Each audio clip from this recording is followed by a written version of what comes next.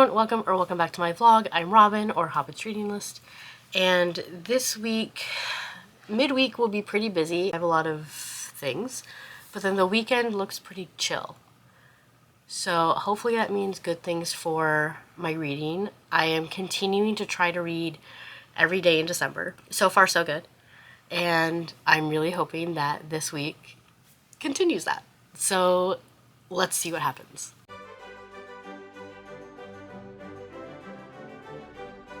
I read yesterday. So part of this whole I want to read every day thing was to combat how for the last couple months I hadn't been reading on Monday, Tuesdays. And part of that is because I've been doing homework and all this sort of stuff, but I actually really want to stick with reading every day, largely because I have to read 22 books this month to reach my reading goal. So there's that. But I was able to read last night, not as much as I would have wanted because I was so tired. So yesterday, I didn't film any B-roll, but I probably should have. I may have mentioned last week, I think I mentioned, that I had a car accident and no fault of my own, it was snowy out, the roads were wet, I was trying to avoid hitting someone who was turning, and I got stuck in a snowbank. And insurance totaled my car, or declared it totaled. It would have been fixable, but it would have cost a lot of money and more than my car was worth. So they declared it totaled on Friday. And apparently with our rental insurance that covers a rental car, once they tell us that it's totaled, we have a week with the rental car and then we have to give it back, even though our rental insurance is supposed to last for 30 days. We're like, well, that's a little stupid. Anyway, so we were kind of feeling a bit of pressure to get me a new car. And because my commute is so long, I have some I need good gas mileage. So essentially we were looking at just getting an upgraded version of my previous car, which was a hybrid. All that to say, yesterday we spent about 5-ish hours at the car dealership where my previous car had been from, test driving and then working out a deal, because the car that I'm looking at has a 0% APR, which is 0% interest on the loan for the 2025 model, but they didn't have any in stock, so they were working out a deal for us to have one sent from another dealership in trade so that we could have it, which is really cool, but it meant some sitting around. So we were there for 5 hours. I didn't have any books on my Kindle. I didn't bring my Kindle, and I didn't have any books on my Kindle app on my phone that I wanted to start, because I really wanted to start reading from my TBR. Just last week, both books I read were not from my TBR. So I didn't read while we were at the dealership, which I wish I had, but we weren't planning on being at the dealership for 5 hours. We were planning on test driving, getting information, and then going to another dealership and test driving there and getting information. So yeah, we weren't planning on staying at the one dealership for 5 hours, but I did end up getting a car. It's being delivered today, and they're gonna, vacuum and stuff, and we're getting it Thursday because that's the first time we have time to go get it. So there's that. All that to say, we got home around 6 last night. I was very sleepy. I made dinner, and then I went upstairs around 7. And I started sort of alternating reading and sort of trying to get caught up on YouTube because I'm almost a week behind on my subscriptions. I'm very methodical, but I did read, I want to say 4 chapters of Winging It With You, and this follows Asher, who literally the book opens with him getting dumped by his boyfriend of 7 years. And his boyfriend was the one who suggested that they apply for this reality game called The Epic Trek, which is similar to, oh crap, I looked it up and I already forgot the name of it. I did this in the TBR too. The Amazing Race, I think? Yeah, I think that's what it's called. it's a reality game where you work as a team, you travel all these different, like a huge scavenger hunt to an epic global scale. It was the boyfriend's idea to sign them up for this. Asher reluctantly agreed and got everything going, got them in, made like all these packing lists and everything, and then at the airport, his boyfriend Clint dumps him, which I'm just like, that's wild. This is a book where I obviously have to like suspend my disbelief for a second, because like I know people can like really suck, but I just can't imagine someone like suggesting a thing, your partner does all the things to make that happen, and then right before you go do the thing, you dump them. I just can't imagine that world. I'm sure it's happened, but that's just crazy. So Asher tries, like, he decides he's gonna go and he's gonna figure it out. And at the like airport TGI Friday, he runs into this pilot who has just been put on like mandatory like PTO because he tends to just work and work and work. He doesn't take time off. And I guess the FAA in this universe, but hopefully also in real life, has a rule about like work-life balance and, you know, pilots needing to take time off and recharge, which makes sense because they're operating, you know, things carrying hundreds of people in the air. So he's just been placed on mandatory like 3-week leave, and they get to talking, and Theo agrees that he will be Asher's new partner for the Epic Trek, and they will pretend to date because that's what the producers of the Epic Trek are expecting. And they're gonna, you know, do this together. So essentially, the 4 chapters that I read was getting us up to this point where Theo agrees to like fake date and compete with Asher because he doesn't know what else he's gonna do on his PTO.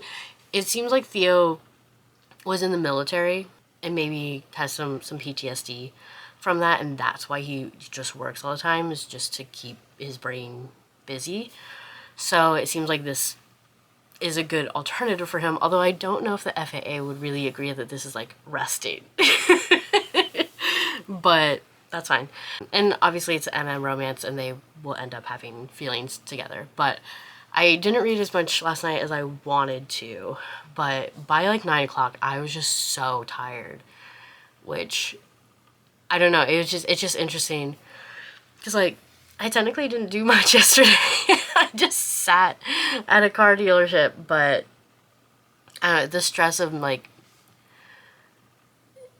it wasn't quite haggling, but like just figuring out the car situation, like, I don't know, I guess that was just more exhausting than I thought. But there's that. I have a very busy day today, but I am hopefully going to read some. And yeah, if anything, I will read before I go to bed. So there's that, and I'm going to let you go because I have to start my very busy day. So I will hopefully talk to you tomorrow.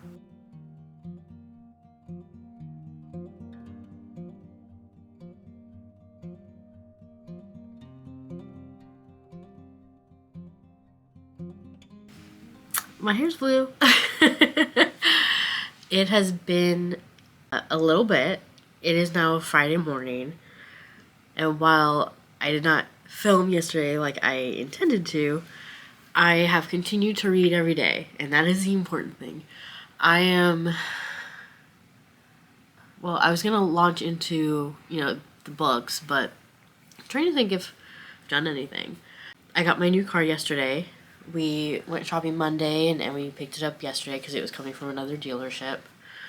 So there's that, and it's great.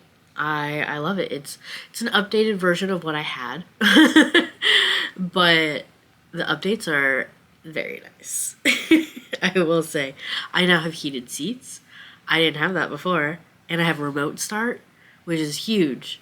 You know, in Indiana and Chicago, which is where I live, Chicagoland, in the winter. That's a huge thing. I'm going to get used to that. But other than that, I've continued going over to my friend Stephanie's to check on her cats while she's gone. I'll be going back there today. I had therapy yesterday. I got my hair done yesterday. But other than that, I haven't really had much going on. So I have been reading, and I am 72% through Winging It With You. I am enjoying it, although I noticed some, I think, disappointment because there have been 3 spicy scenes so far, which makes sense for where they are in the relationship developing. But it's weird because the second one happened and it's like, okay, great. This is like, they've sort of addressed some of their feelings and how it's not really fake dating anymore, and there's, progress there. But then after that scene happened, there wasn't any reference to that happening again. Like they didn't talk about it, neither of them thought about it. And so I kind of found myself wondering by the time I read the third spicy scene, because it was written in a way that seemed like the second scene never happened. And so I kind of found myself wondering, like, was that second spicy scene, like, supposed to have been the first one, and then the author, like, intended it to be, like, taken out, or forgot they wrote that? Like, it was just weird because there was no reference to that. And then the third scene had, phrases or word choices that made it seem like this is the first time they're seeing each other without clothes, and it's not. So my brain kind of got stuck on that a little bit. I'm still enjoying the book. I'm still enjoying the story. Although I will say the focus on the competition has it's gone away for the most part. Like, there's still mention of the competition that they're in, but it's really, like, the focus is really on their relationship, which I don't mind. I'm reading it for the relationship. However, it does bother me that and it bothers me in other books too, but it bothers me when the plot disappears. Like, the plot is there to facilitate the romance, right? Like, that's what's happening. But then once the romance is facilitated, the plot disappears. And it's like, but you're still... the competition's not over. The plot isn't gone. We're just not acknowledging it anymore. And that feels... I don't know. I can't explain why it bothers me. It feels like missed opportunities, maybe. Or it just feels inconsistent. Because it's like, if you wanted to focus on the romance, they could have done it differently. It didn't need to be about this competition. It could have been, they still met at the airport, but Asher was going to some work conference where he needed a partner. Like, it could have been anything where the plot isn't so important. But I don't know. It just, there's some things as it's getting closer to the end that I'm noticing are missing or not stuck with, and it is bothering me despite how much I like Asher and Theo together. So there's that. And then the only other thing is Wednesday night I continued listening to A Tip for the Hangman, and I am also pretty close on that. I have like 2.5 hours left, so I'm not going into the office today because all my work can be done from home. But when I go to the office on Sunday, I will finish it then. And because I know some things about Kit Marlowe now, after looking him up last week, I'm not looking forward to the end. Also, some things have happened with a secondary character, Kit Marlowe's lover, whose name I won't say, has landed in some danger, I guess. And I'm worried, and I think I know what's gonna happen, and it's gonna be really upsetting. I'm just not looking forward to this, but I just don't see this ending happily. Which I read books for happy endings. So I'm just really not looking forward to it. But I will finish it. I was gonna say I'll get it over with. I'm not, if it goes where I think it's going, it's not gonna get a super high rating. I think the highest it'll get is a 4, which is not bad. If it doesn't go where I think it's gonna go, it may not get a high rating because I'll be very confused. Unless it's like explained super well why they didn't go that way. So we'll see. I'm hoping today, because I have a very light work day, but I do have to finish up some like work, like paperwork. I have to go to Stephanie's. Other than that, I think what I want to try to do is go Christmas shopping after work. I have a couple stores that I want to go to. One of which is Barnes & Noble because I got a $50 gift card for my birthday from my boss. Well, I also got a $30 gift card from my friend Stephanie, but I've already used it. So I want to do that, and then I want to check out some of the like curiosity or gift shops in my town because I need to finish up holiday shopping. And and in between all that, I would like to finish Winging It With You. I did spin my little spinning wheel to see what book I'd be reading next, and it landed on Woodhouse, so I will finally have to read Girl on the Boat for the first time in like 2 months. So I can do it. But yeah, I'm going to get ready for work, and I will check in hopefully tomorrow with my review of Winging It With You.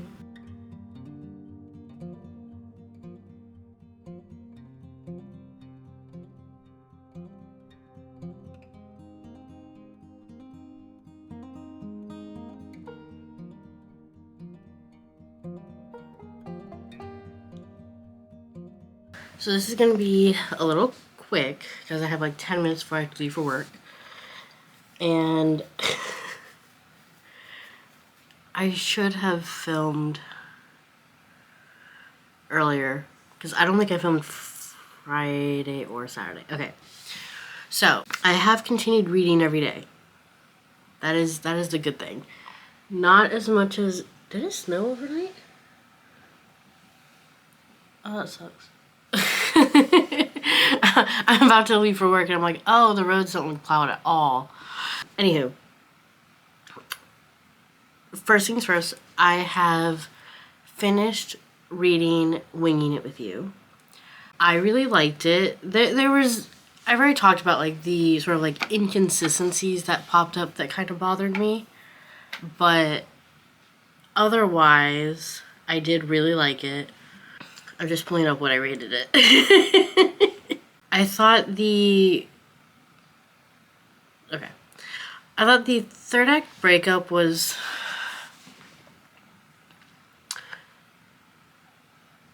it's one of those things of like, I get really, really bothered when miscommunication in a romance book is not miscommunication, it's just no communication. That really tends to bother me quite a bit. And so the third act breakup annoyed me a little bit because I'm like, if you just like stuck in this situation for like 2 more minutes or asked a freaking question, we could have avoided the third act breakup. But other than how it all went down, I did like it. I liked them getting back together. And I guess the other thing that bothers me is I was going to say, like, the third act breakup, like, was resolved fairly quickly once they were in the same place. Which just goes to show that if the conversation had just happened in the moment, it would have been fine. Because, like, it's literally, like, a 10-minute conversation, which on the page means, like, 3 pages? I was just like, oh, like, that was so easy. Like, if you just used your words. So, but it's fine. Other than that, which I felt like was just because a third act breakup is a trope of the genre, and that's the thing that bothers me, because, like, it can be done really well, and I don't mind it,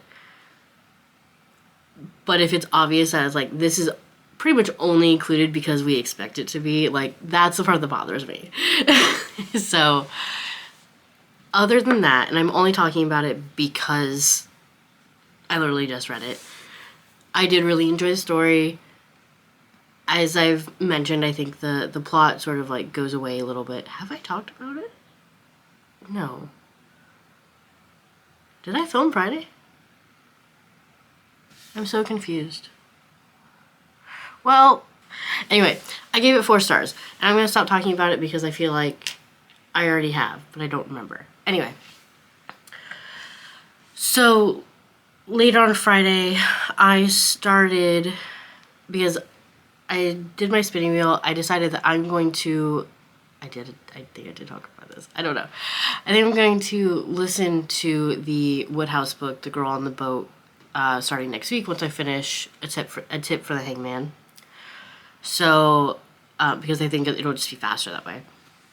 And instead, I'm going to read Hunting for a Home Base, which is on my TBR because, one, I got it for free on a day in June when they had a slew of LGBT books for free on Kindle. And 2, on my TBR game, it was the prompt was either a romance book that is my lowest rated or an LGBT book that is my lowest rated. I think it fits both of those categories. Looking at it, like, I think the rating was like a 2.2 or something, which is not great. And reading it, I agree with that rating.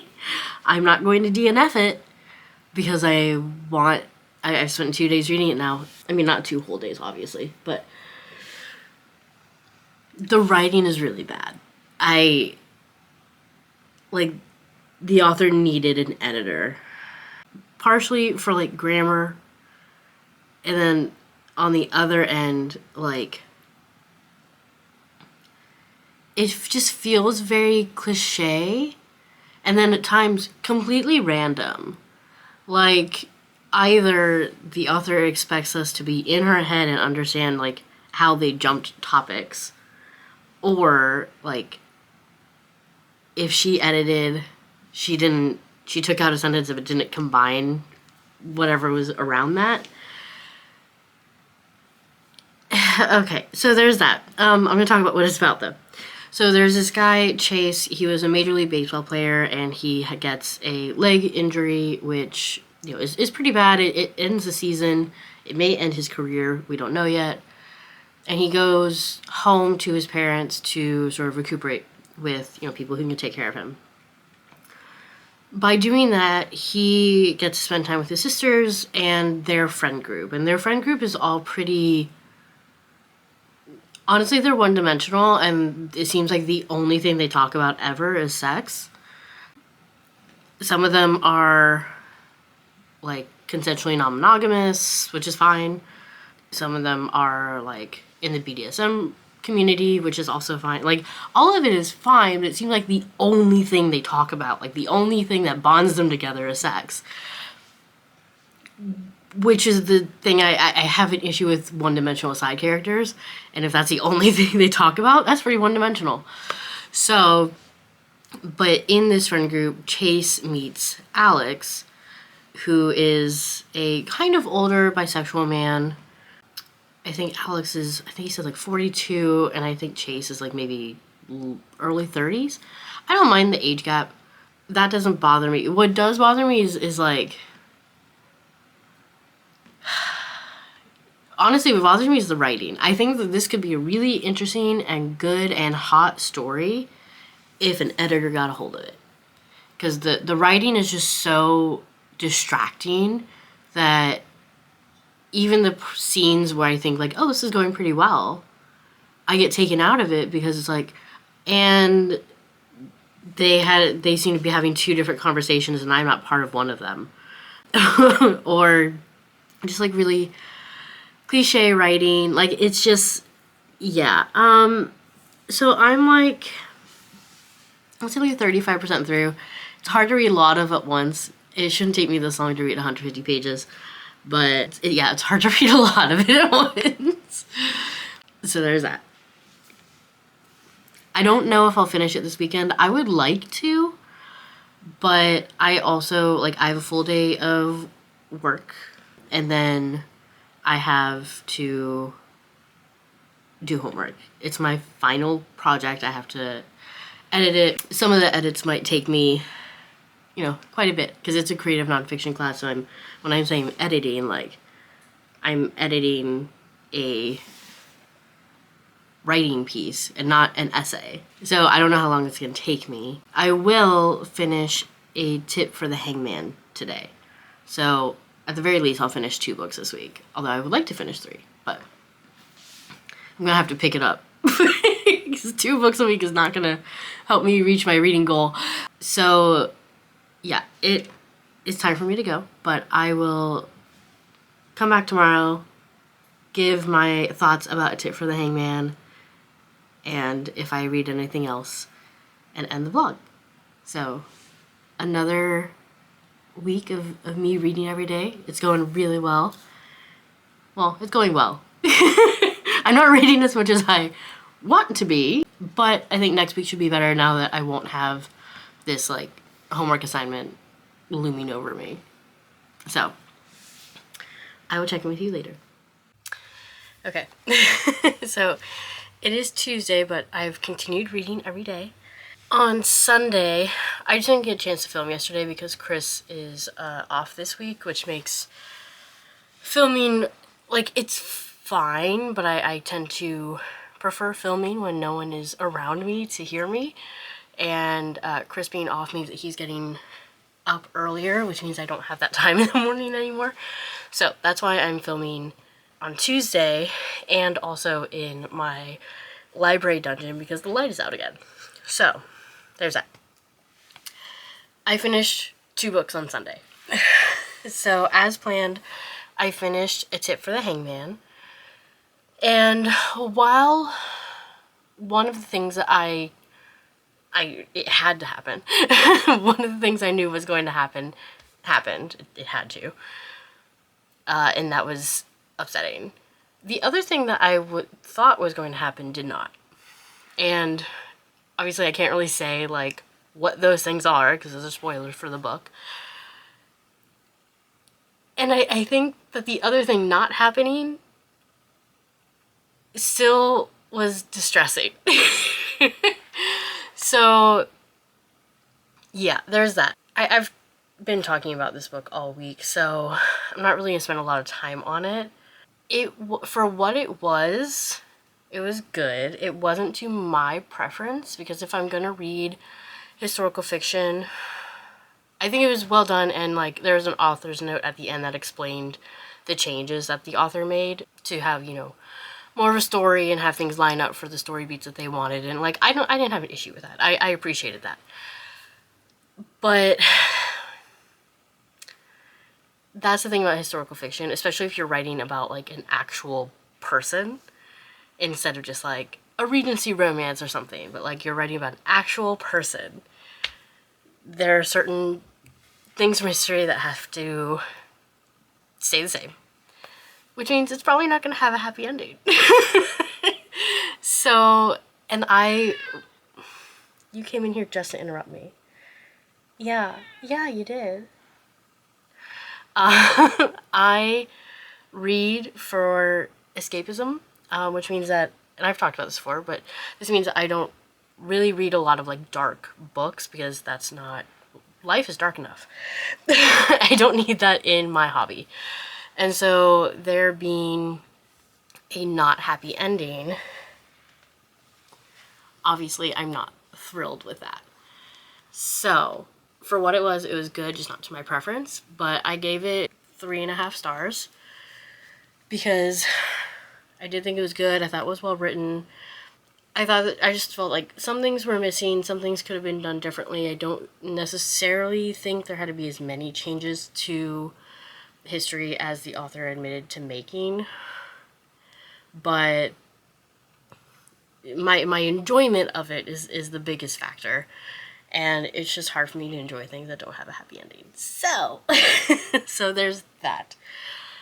Sunday night, because I finished that on my drive home from work, and then I finished up a homework assignment, my last one for the semester, so now I'm officially done. I turned that in, and then I just decided I would just go ahead and finish up hunting for a home base, which I'm pretty sure I've talked about. You stuck your tail right in my mouth. I went ahead and finished it because me avoiding it because the writing is bad is not going to benefit anyone, so I just knocked it out. The writing does not improve. If anything, it gets more sloppy because the characterization is still really random and doesn't quite make sense, but then there are just like misspellings, completely wrong words. Like at one point I know that the author meant he, but put B. It was just never caught. And so like, and I don't know, I may be judging harshly. I just don't know. Stuff like that, I'm like, and there's just spell check. Like, I just don't think that there's an excuse for that. So, plus, because it's frustrating, but more than anything, even if I was, like, in the story, that would take me out of it. Because I'd be like, wait, what? Like, that would totally, like, it would take me out of the image in my head because then I'm focusing on grammar instead of the story. So, yeah. I don't recommend it.